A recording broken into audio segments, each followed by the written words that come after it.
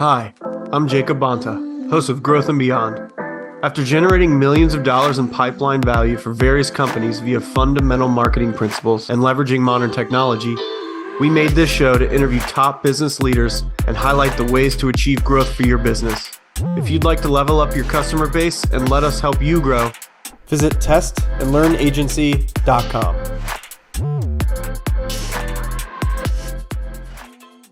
Hello, everyone, and welcome to another episode of Growth and Beyond. Today, I'm chatting with Louis Karchi, co-founder and CTO of Shield, a software that automates user security for Web3 platforms.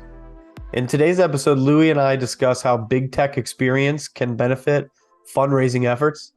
We also dive into Louis' lessons learned from working at Facebook and the contrasting challenges he faced while working at eBay. We also discuss the importance of trusting your gut, taking risks, the power of grit, even Facebook's anti-blockchain marketing policy, which is super inconvenient for Louis specifically, and the advantages of TikTok advertising. So here's my conversation with the co-founder and CTO of Shield, Louis Karchi. What's up, Louis? How you doing? Thanks for coming on the show, man. Thank you for having me, Jacob. Great to be here. Doing very well. No problem. Cool. Well, if you don't mind, we'd like to start off with just, would you say hello to the audience and share something that you believe to be the biggest myth when it comes to growing a business? Yeah. Hello, everyone. Hope everyone's having a fantastic week.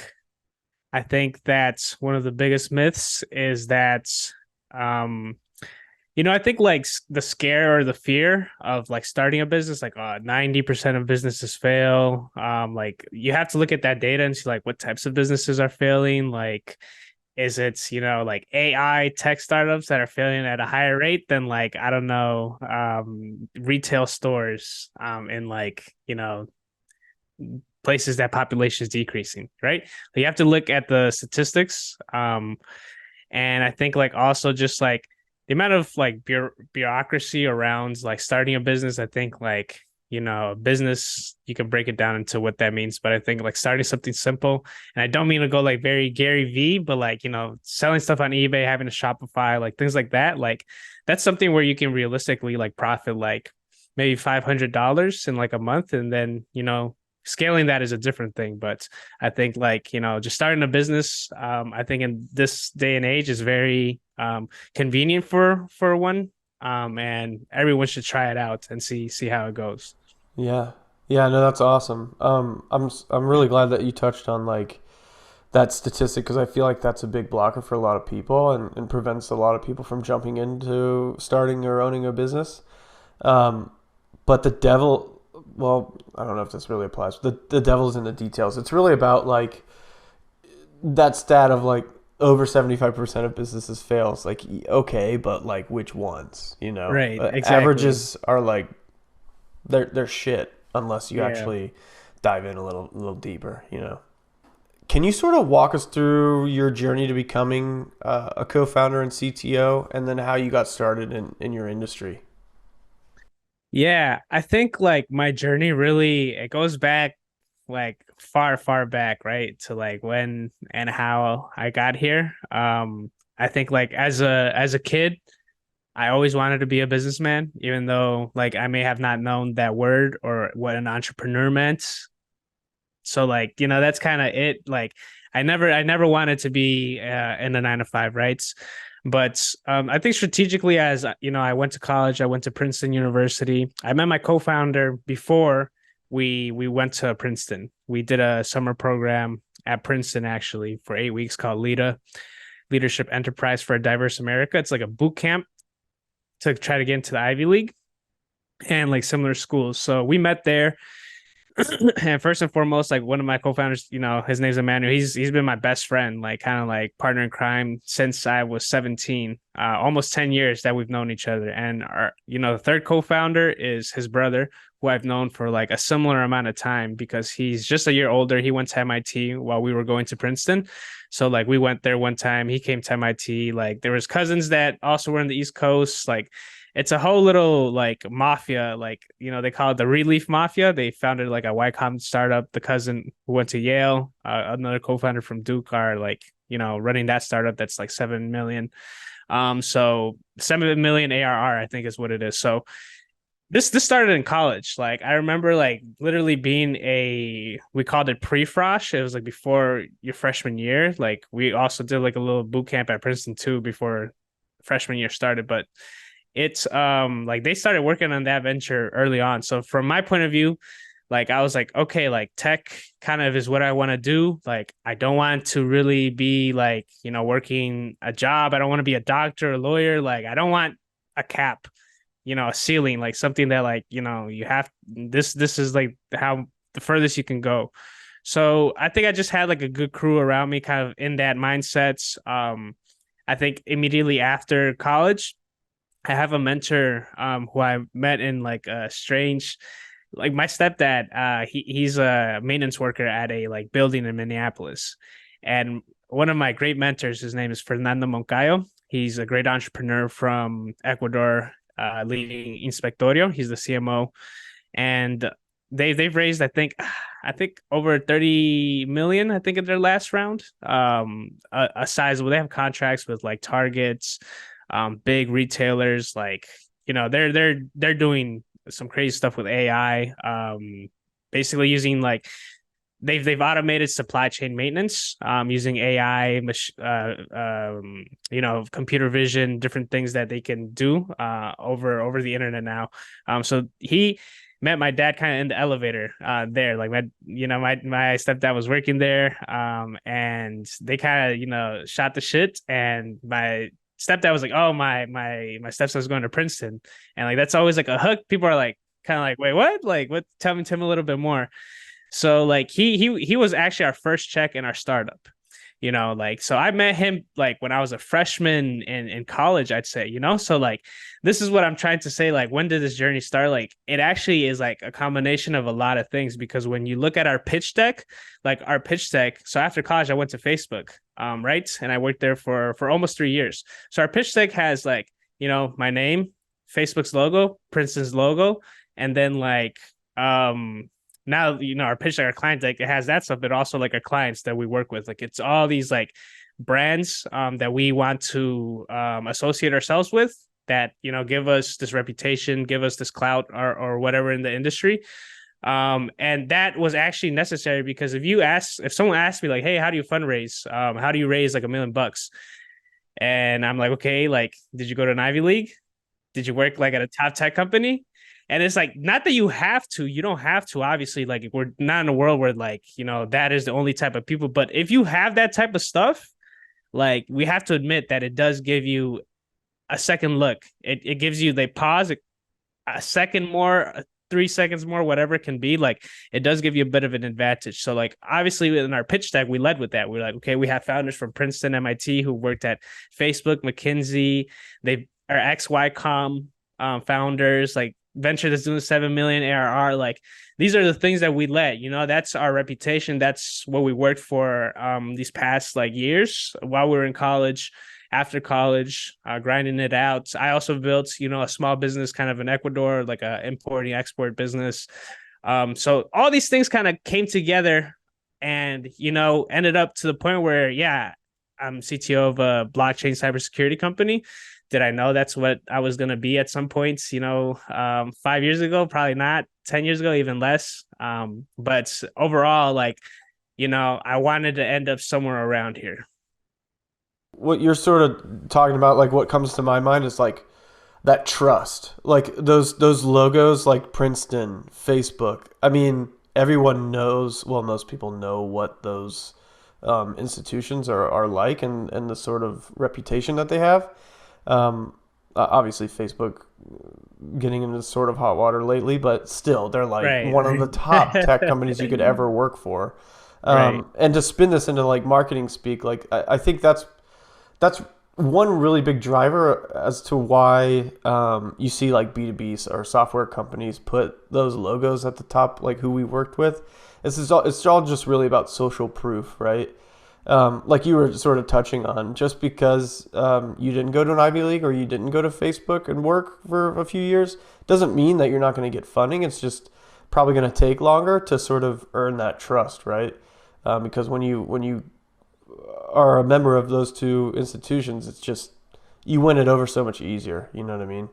Right. You have to make up for that with something else. And like there if you have another thing that sets you apart, like, hey, I actually like have been in a certain industry for like 5 years, and I know this particular information that like not everyone knows, that is important as well, obviously, but you have to know that who you're competing against. And it's like when I say my profile, there's like 10 guys with like a better profile. They didn't go to Princeton, work at Facebook. They had a PhD from Stanford, freaking computer science, and they exited another startup already. Like, it's like, okay, crap. Like it's a crazy game out here. So you have to be aware of where you stand and like, try to get yourself in the best position under the time constraints that you have.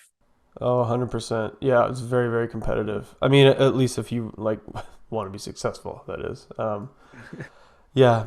So were there any like key moments or experiences throughout your career up till now that really shaped your leadership style and approach to running Shield specifically? Yeah, I'd say like definitely like the friendship that I have with my co-founders. I'd say like that influences a lot the culture. Because we definitely have like mantras and sayings that have developed like since college or before, between my co-founder and his brother. And it's based on experiences that we've lived through. We value, honesty, critical feedback, like being very brute and like candid, give a candid feedback, right? Like that's, for example, something we value a lot. And some people, they actually cannot take the pressure. Like they cannot take the honesty that sometimes like is needed to improve. We have built up thick skin because like we've haven't worked just in this situation, but we've also like we've played sports with each other. We've like, we've argued over like different things that have nothing to do with business. So like we've pushed some buttons outside of this space. So that's definitely helpful, and influenced, the business. I'd say like working at Facebook for sure. Being able to, so for context, I got out of Facebook before like the economic downturn and before the layoffs. So I like, I left by choice.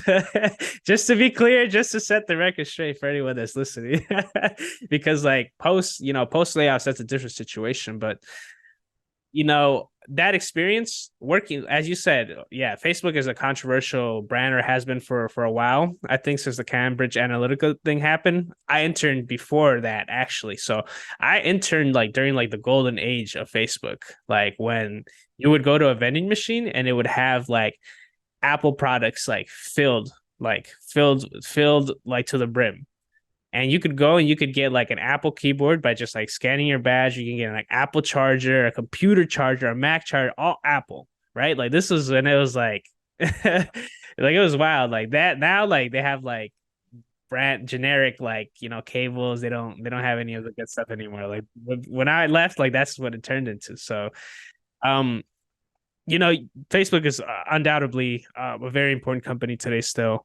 They're figuring some stuff out, but being able to understand how they drove their culture, how, they got ahead in the industry, and how they manage software engineers, you know, just like, you know, the way they elevated people, the feedback cycles as well. Facebook was very much like also like, hey, feedback is important. We're gonna give you a lot of feedback. Work with the feedback. Give feedback.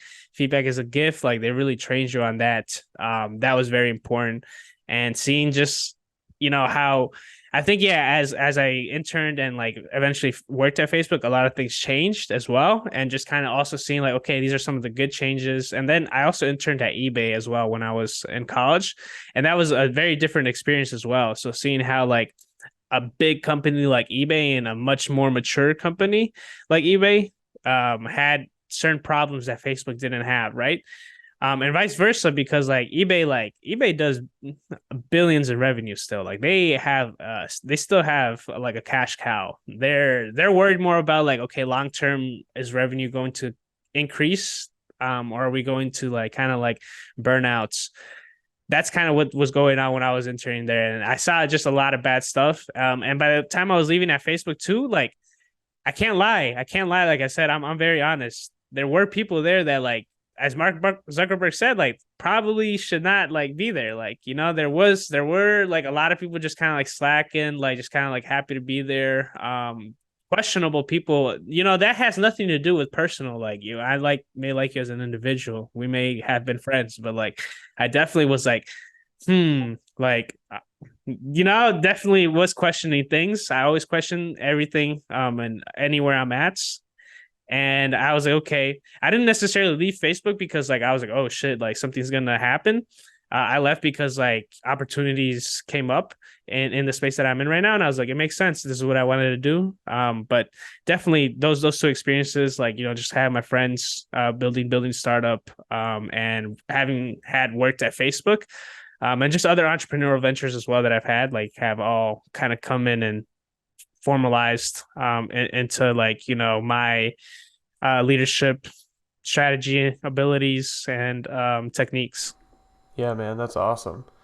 Yeah, and I feel like you sort of exited Facebook at like the exact right time, and I think a big sort of theme, I guess you could say, that keeps coming up on the show is just like being able to trust your gut and understand that you I mean you can, I guess, second guess yourself, but it's always healthy not to. Like you usually know when you know. Yeah, exactly. Yeah, and that's definitely like true because like when I was making that decision, like I felt very good about that decision, but at the same time, like there are trade-offs. Like you have to be aware of what you're getting yourself into because we moved to Ecuador for almost a year to build product and fundraise. Like we moved across the world so we could save money, like not sacrifice lifestyle, be focused and just grind, you know? Like we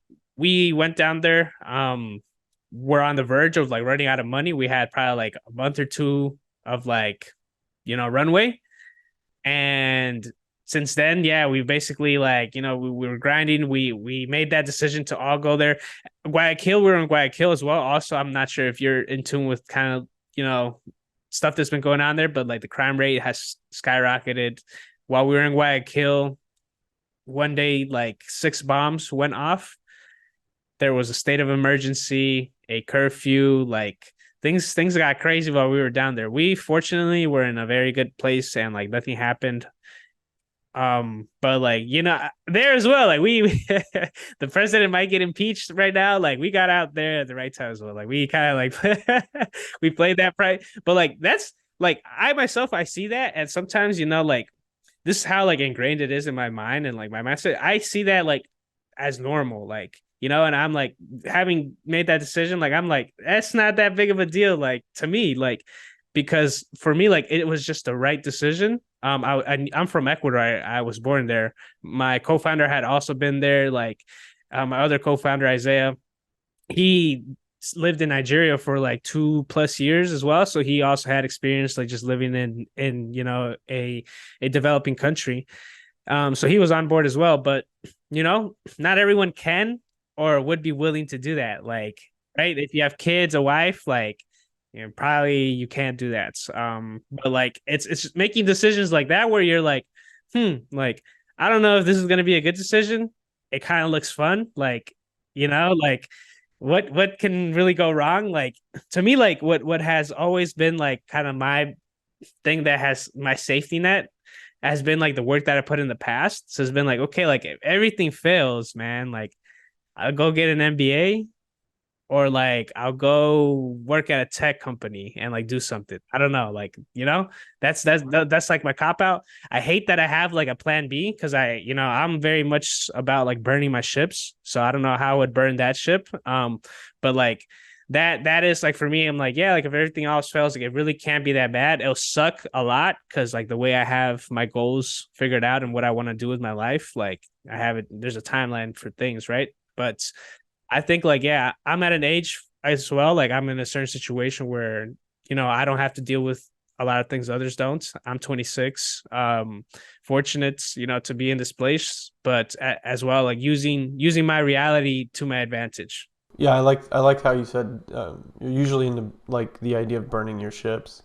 That's pretty awesome. Like you're basically in it until it's no longer floatable. Yeah, yeah. I'm very much of like the idea that you can do anything you want. Obviously, limitations, like like if all else held equal, like, but like I think like pretty much if you really want to like accomplish something and that's all you think about, that's you grind on it, like you're eventually gonna fall somewhere near around like where you wanted originally, and you may have like the roadmap to where you want to get, right? So I'm very much like, because also like my what I've done in the past, and like I've taken these types of decisions before and they've gone well. Like I've taken these risks and they've always like ended up going well. I can't, I hope things go well in this one. There's a lot of uncertainty too, and I don't want to be ringing like the bell for victory quite, quite too soon.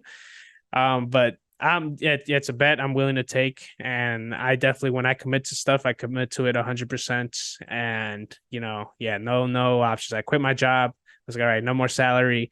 It sucked. There was a few months where we didn't have money. Like literally, I remember I was like, dang, like I am negative, and like I don't know when the next amount of money is. Like I was like, dang, I had to sell a little bit of crypto. It hurt so much because like crypto also right during this time, crypto crashed.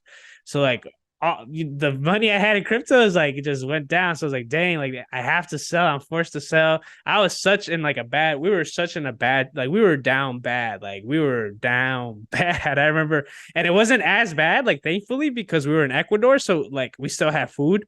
We had a nice place to like sleep in, so it wasn't like horrible. We just couldn't like do like fun stuff, go out to eat, like, and that even like that forced us to grind. I bet like that even forced us to like just stay inside, grind, and then like get out of the situation, which is what we were able to do. So I think like if you're too comfortable, this is why like if you're working on something part-time, if you have a job, like you really have to like at some point say like I have to quit this. Like you can't run a business and have like a part-time job. You have to get out of the situation. Yep. Yeah, they call those the golden handcuffs. And you kind of have to go. You got to go a little crazy, I think, to throw them away. But if you want to reach like the pinnacle of your sort of goal or dream of success, you've got to throw them away. Oh man, yeah, it's a big step. So sort of pivoting a little bit. What inspired you to start Shield, and how did you develop that initial concept? Yeah, so we originally, well, all of our stories of how we got into crypto started at different points, but what really inspired us to come together was Ancient Warriors, an NFT collection that we launched previously. And this collection is based on two cultures, the not two cultures, various cultures, but two regions, Latin America and Africa. And what we have done is we have brought together, these two communities that have very similar histories politically and economically, and also have similar ambitions to where they want to get. And obviously, me being from Ecuador, my co-founders being from Nigeria, like we were living that ourselves, and we felt like there wasn't really a space for, you know, that internalization of NFTs yet. Like when it was kind of like when Bored Apes, like we got into space like pretty early, not early with NFTs. Like we didn't mint apes, which sucks. My co-founder now though has immune ape, and he, like he got it eventually. But I'm saying like we got into a point where those communities were forming. I was doing spaces on Twitter, and like my spaces were some of the first like spaces in Spanish, like talking about NFTs on Twitter. And like basically like we were in that community kind of building within it, and now like basically we launched that collection. What we do now is like we host events, and what we try to do is we do NFT galleries. So our last one was actually in Portugal. We've done various galleries all over the world. That was a few months ago. We have one coming up in LA that we're trying to do as well. So it's bringing together like these people creating these spaces at conferences, at events, and out of that, we've seen various things get created, come out of it. So once we were in it, once we started building the community, one of the problems came up is were scammers. People were getting scammed left and right. People from our community were losing thousands of dollars. And people, this is where particularly it was important. Imagine being an artist in Cuba where, like, life is shit. I mean, to be honest, like, it is bad in Cuba. Like, if you are not in the like tiny, tiny, small circle that controls the power and the money. So basically, like, blockchain, because of its fundamentals, allowed a Cuban artist to actually make an income in the global economy, right? I remember that artist had earned about an ETH at the time, which was like $3,000, more or less, $2,000 to $3,000, and like minimum wage in Cuba, I believe, is less than $200, like per month. Like it's very low, right? Like their basic necessities are not met for the majority of people. That person got scammed. Like, think about that. Like, you grind it out to get that money, that liquidity, and then boof, like, it's gone because of something that you didn't, not, you can say it's not really your fault. Like, we can go into that, who is to blame in that situation, but we started seeing that. And also the thing, like, what we wanted to do as well is, like, when we built this NFT collection, we really wanted to focus on community. And the revenue model is very difficult to figure out here. And we're still figuring out the revenue model for Ancient Warriors. And we're experimenting a lot with it. But with Shield, we're builders. We want to build software, right? That's what we ultimately wanted to do. So we saw these problems and we started experimenting. That's ultimately what led us to where we are. And we continue experimenting. We started asking questions, seeing like if people were interested, and most importantly, willing to pay for services. This is the key thing. Like, right now, the most important thing for an entrepreneur to figure out. The most important thing for an entrepreneur to figure out right now is, are your customers willing to pay for this? Because you can build the most beautiful thing ever in the world, and your customers may want to use it like crazy, but as soon as you ask, like, hey, pay me, like, like, maybe not, like, and if if you built a whole business and like that ends up being the case, you're probably not in a good situation. So what we want to do is, like, and what we have been doing is using that as a fundamental and experimenting and seeing like where the money is and like how we can innovate within that markets and how we can add value. So yeah, we just started following the breadcrumbs, and we started experimenting with a lot of things originally. We saw security. It's still a very big need in the space. It's a big issue still, and we're working on making that a better tomorrow. I mean, I feel like the opportunity in the Web3 security space is just like sky high right now. But that, I mean, that, like you were saying, nothing's a done deal, and it's still sort of up in the air. But I don't think there could be a better, more blue ocean for you guys to sort of test and iterate around. Yeah, we're excited about the future prospects of the industry. We definitely believe in the fundamental like blockchain ecosystem, all of us, like, and however, as you're saying, like, there's still a lot to figure out, especially in terms around like monetization. Security is a very tricky thing to sell because a lot of people don't care about security until like it's too late.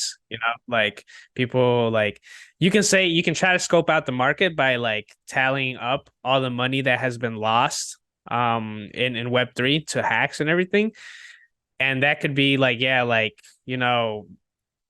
billions of dollars now, but that's not necessarily what people would be willing to pay to not lose that, if that makes sense, right? Like, it has to make economic sense. Like, you have to understand, like, where is the money, where are people willing to pay, and we've been like getting better and better at that. We have clients across our stack. We have a pretty wide security stack for the Web3 ecosystem, and we've gone there, and we intent on improving our position by building the right thing for the customer and ensuring that it is bringing enough value where like people are willing to pay.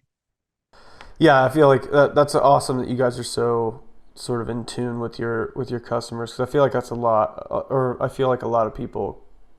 I don't want to say get that wrong, but they sort of stop before that step, like of constant, it not only iteration but like informed iteration around your customer feedback, like that.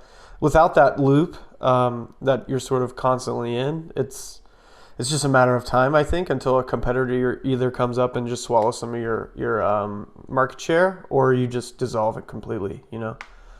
Um, Exactly.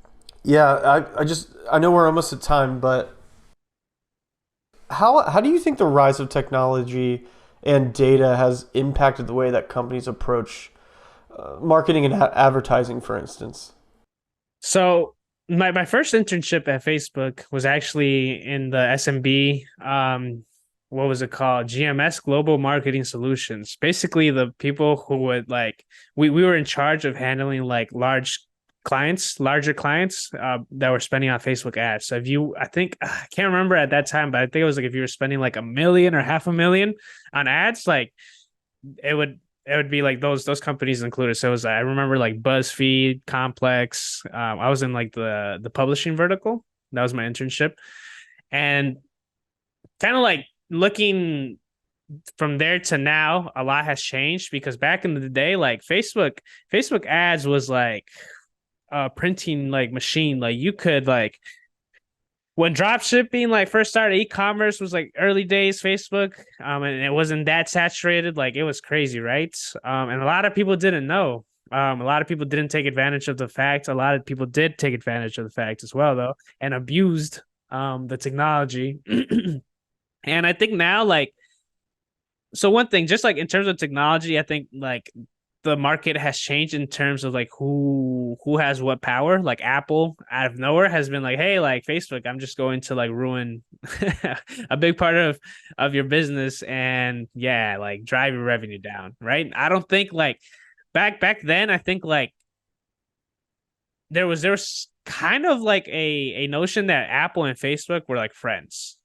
Really, I think like back in the day, I think even like Steve Jobs like talked to Mark Zuckerberg if I'm not wrong. I think that like they did have some conversations.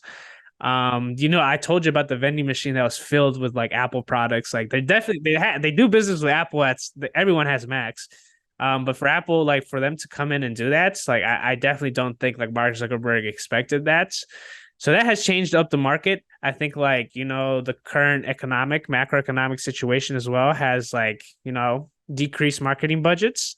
That's also like, what has happened. That is not much of a technological change, but I think that puts a constraints. And like I think that does, you know, ask for more innovation, which I think it was needed because I think like Facebook ads and Google ads were like an innovation in the mid like 2000s, early 2010s.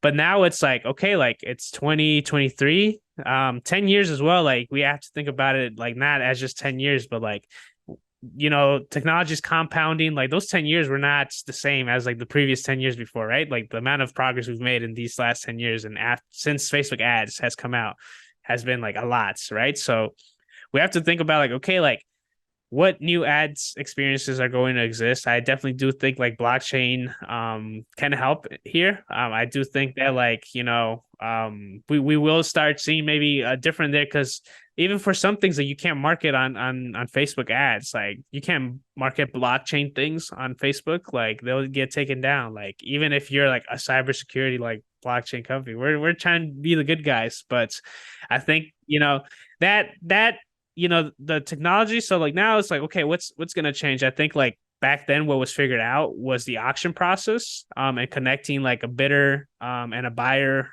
with a seller, and the whole like auction process with the Facebook ads, making the costs of advertising like very small. You could spend $10 and you could reach like an important amount, like cool, we have that now, like let's think about like what's next. And I think about what's next is like the compensation for creators and influencers. Like how are we going to ensure that creators and influencers are being compensated correctly? I think that's been a huge discussion. We see a lot of stuff with Kick and Twitch, kind of battling it out, and like people, taking culture like kind of like into big consideration. Cancel culture, what is this, like do we, that's really important. And then I'd say like just like as well, like user experience. I think that's gonna be super important as well. We can't ignore the fact that like some ads are just like annoying to watch. Like I hate YouTube ads. Like I haven't upgraded. I should really upgrade. But that's a really shitty experience for me still. So my co-founder was like, "Yo, like why do you not have YouTube video?" I was like, "You're right. Like I don't know. Like it's just kind of like that LeBron James mentality. Like he refuses to pay for Pandora. Like it's kind of that. But I should. I think that doesn't have to be that way. I think there's certain ads that I like a lot. Like I like, like TikTok. I think that also is like, we didn't see that coming. Like TikTok is a big trend. And I think that type of content, that video content is much more pleasing. There's some ads that I get on TikTok and I'm like, dang, like that was an ad. Like I try to not, it happens very little, but like once in a while, like it'll get me. I'm like, dang, like, like that was a good one. Yeah, I'll say that one and I'll be like, okay, I'm gonna copy whatever they did. I'm gonna try to replicate it. But yeah, I think like hopefully competition, makes this industry better for the user and also the clients. So trying to like promote stuff as well. Hopefully blockchain gets brought into it. We're currently out here for the A16Z accelerator. There's actually a team like in this industry doing some cool stuff. So hopefully, yeah, in the next 5 years, I think like it's gonna be cool. And I think like creators are gonna be very important in this space. Oh man, I couldn't agree more. Yeah, I'm really really anxious to see what's around the next corner, because I feel like we're at the edge right there. Like whatever it is, it's about to sort of reveal itself. At least to me, like this big sort of innovative thing or solution, The aliens are coming. Yeah, exactly. Right. Yeah, there's something. Yeah, hopefully, I hope everything goes well. Because there's a lot. I know where you're hitting at. Like, there's a lot. Just the world is kind of like at a peculiar like situation, and also like AI as well is doing some interesting and questionable things as well. I've been messing around with AI a lot as well. That's going to be super important for marketing. But yeah, like, yeah, I'm also waiting. I'm waiting for that catalyst, whatever it's going to be, whatever global event that's going to drive like innovation further. I'm ready. 100%. Same here, man. Well, cool. How can people learn more about Shield or yourself if they like? Yeah, we're most active on Shield with the Shield stuff on Twitter. I'd say like, you can follow us on Twitter. The Shield account is Shield_XYZ. Our website is also getshield.xyz. You have to type in, I think the HTTPS // first for the hyperlink to work right now. We're trying to figure some stuff out. But you should be able to get to most of our stuff directly from Twitter. My personal like Twitter handle is just my name with an extra S. And yeah, I'd say like, there's other stuff I do beyond Shield, like just like crypto in Spanish as well. Like I do TikTok as well, same handle. I'm also getting into more live streaming on Twitch. I can check that out as well. But basically Twitter is the main node where you can find all that stuff, all the stuff that we do. That's awesome, man. Well, cool. Dude, I super appreciate your time today coming on the show. Super fun, I think, conversation. And yeah, man, I'm looking forward to see what Shield can sort of do in terms of growth. I'm excited to keep an eye on it. Awesome. Thank you very much. I had so much fun on the show as well. Great talking to you. Thank you for having me. And excited yet to see this come out and see how your show grows as well. Thanks, man. Awesome. Thanks again for listening to another episode of Growth and Beyond. I hope you take something you learned from the conversation and apply it to your business today. If you enjoyed this episode, please leave a review wherever you're listening or watching and share it with a friend. And please be sure to tune into next week's episode where I interview another top business leader and highlight ways to achieve growth for your business. See you then. If you'd like to level up your customer base and let us help you grow, visit testandlearnagency.com.